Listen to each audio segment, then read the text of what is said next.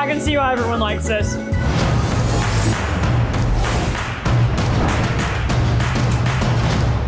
This is America's Best Restaurants. I'm Danyel Detomo with the ABR Roadshow, and we are in Johnson City, Tennessee today. We're at a place called Mulligan's Gaming Pub. It's actually owned by 4 people. It's a family-run restaurant, and all things Irish food in here, which means I'm excited to learn more. Let's go inside.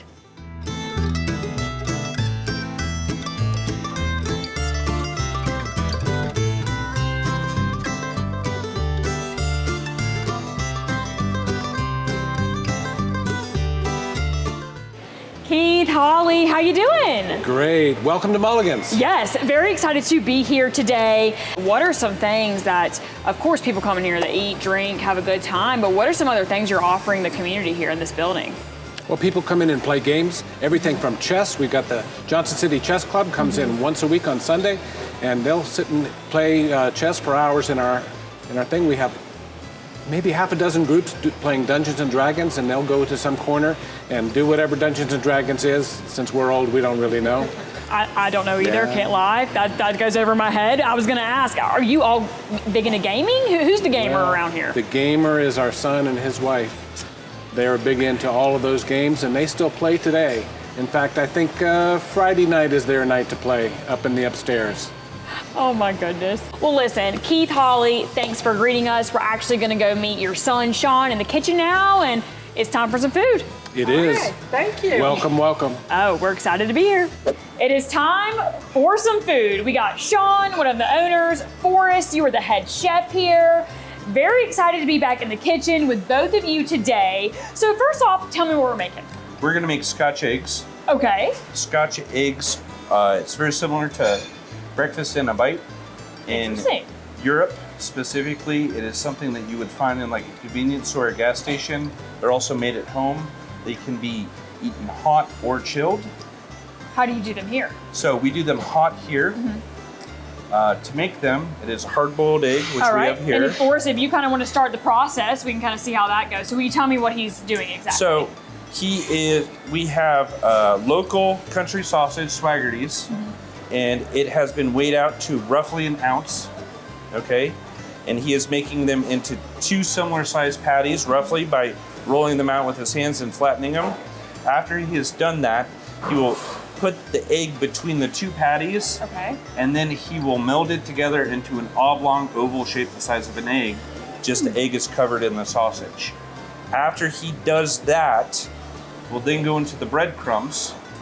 Is rolled in the breadcrumbs. After that, for best use, the best way to do this is typically they're chilled for 30 minutes at least in the refrigerator. Gotcha. After that is then put into the deep fryer for 6 to 7 minutes at 350 degrees. Well, listen, we're gonna actually get this going, and then when it's ready, we'll regroup, and then I get to try it on camera, which I'm very excited about.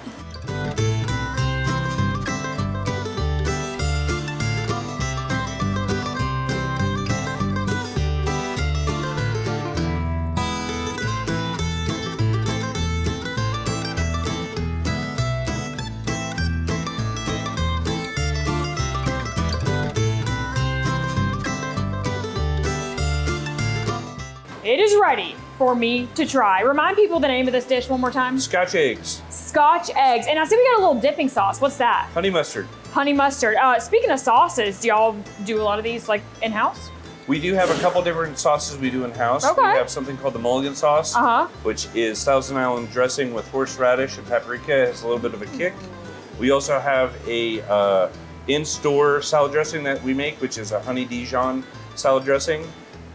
So all the good sauces here. Yep. Getting real saucy, you know. Well, the moment I've been waiting for. Please do. I've heard some great things about this, so I'm gonna dip that right in.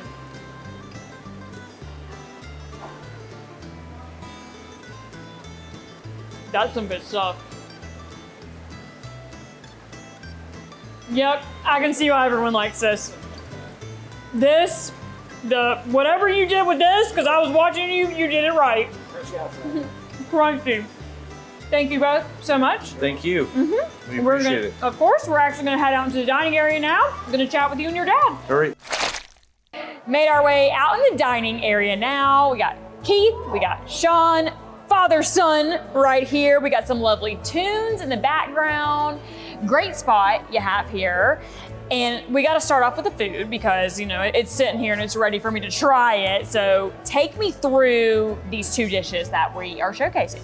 Okay.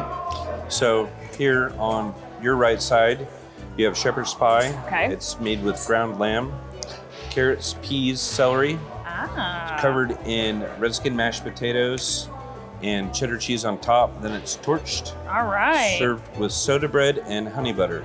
Ooh, well, let me go ahead and just dig into this to start off.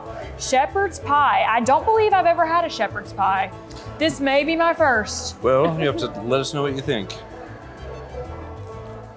The lamb has a kind of a sweet taste. Yeah. And some people, there's a way to make shepherd's pie, and this is the correct way, right?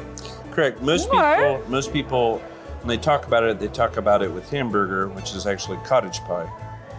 So this, because it's lamb, it actually holds quite a bit richer flavor just because of the fat content in the meat. I'm getting like all the cheese right now too. Like, I love cheese. And this is a very traditional Irish recipe.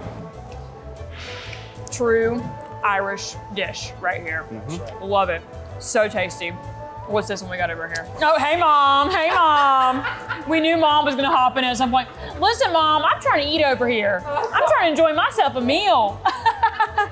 Shout out to her, awesome. We knew she was gonna do that, y'all knew. So the next dish is bangers and mash. Okay. That is 2 Irish sausages. It is a little bit rougher grain than you would get in a breakfast sausage, not nearly as spicy. Okay. It is over mashed potatoes. It has Guinness onion gravy covering it, and it's served with peas. Guinness oven gravy, is that what you said? Guinness onion gravy. Onion gravy. gravy. Okay, well let me take a bite into this. Can you explain that a little to me? What does that mean exactly? So it is gravy like you would make any type of gravy with a mixture of flour, beef broth, and then the onions are added to it. And then we also add Guinness into it, a Guinness broth, which is made from Guinness draft beer, like Keith is holding, to give it just a little bit richer and a little bit more earthy tone taste. That's some really tasty sausage. Like, I don't eat a lot of sausage, but I'm a fan. That's good. It is very, very middle of the road, not too spicy, not too sweet. So You know, that's so true. Like, he just hit it right there with what he said. And then the peas are traditional with the bangers and mash, and they just go surprisingly well with the other flavors. Let me like dip it in the mash here. Get some peas. Peas with gravy. And another like Irish full on. If you're thinking of an Irish dish, you think of this type deal. Yep. That's nice. That's real nice. Good food. Now, let's get into how you two became restaurant owners, because I know there's an interesting story behind how that happened for you. So can you share that a little bit? Well, it all started with my son. He was working at a gaming store, and he came to me one day and said, "Dad, we could buy this store and make it into something new." And so his presentation to me was, "Dad, only a couple places in the whole country have both gaming and a pub." So that's how that was born. We moved the business here in 2020 and started renovations of this building. This building is over 100 years old, and we've modified it to put in a kitchen and a bar, and to continue having the tradition of gaming here. Speaking of the gaming, I'm gonna assume that's your thing. You're into that. Yep. So what was it about that you were like, okay, let's do gaming in a restaurant? Why did you want to do that? So most traditional gaming stores that you go to, they usually have tables set up or separate rooms where people can go and do board games or tabletop games, or if it's video games or whatever it may be. And very rarely do you get to the point where you go to one of these places where they actually have accommodations for a full meal or for drinking. They might have snack coolers and stuff like that. And instead of having consumers and customers come in and bring in pizza or fast food with them, it just made a lot more sense to change the atmosphere of the gaming store to the point where it was more of like a pub. Okay. And that's really what we're going towards. So very, very home, comfortable, chill atmosphere. And if you put comfort food together with it, because that's what this is. Yeah. And then you add alcohol in it if that is your cup of tea. It is Irish Spy. It literally, it makes it a very, very relaxing place to be able to come, whether you want to play a board game or play darts or shoot pool or just sit and play cards. So we try and, with all this wonderful space in this old building, we try and have as many fun things going on as possible. And live music like we have right now, is that a normal thing going on here? We try to have traditional music 3 or 4 times a week, and then we have local bands that come in and play subdued kind of music for our style, which is traditional, easy listening. We want to be able to talk while the music is playing. Great job you're doing with this spot. If people want to just keep up to date with what you have going on, all the fun that you offer here, because I'm sure there's fun events that I'm sure St. Patrick's Day is this is the place to be for St. Patrick's Day. Where should they go on social media to find you? You can find us on Facebook at Mulligan's Gaming Pub. You can find us on Instagram, Mulligan's Gaming Pub. You can go to our website at www.mulligansgamingpub.com. Perfect. Well, thank you both so much. We have truly had an amazing time here today. Mulligan's Gaming Pub right here in Johnson City, Tennessee. Friendly staff, awesome family, and of course, some great Irish food. They are one of America's best restaurants. And for the ABR Roadshow, I'm Danyel Detomo. See y'all next time.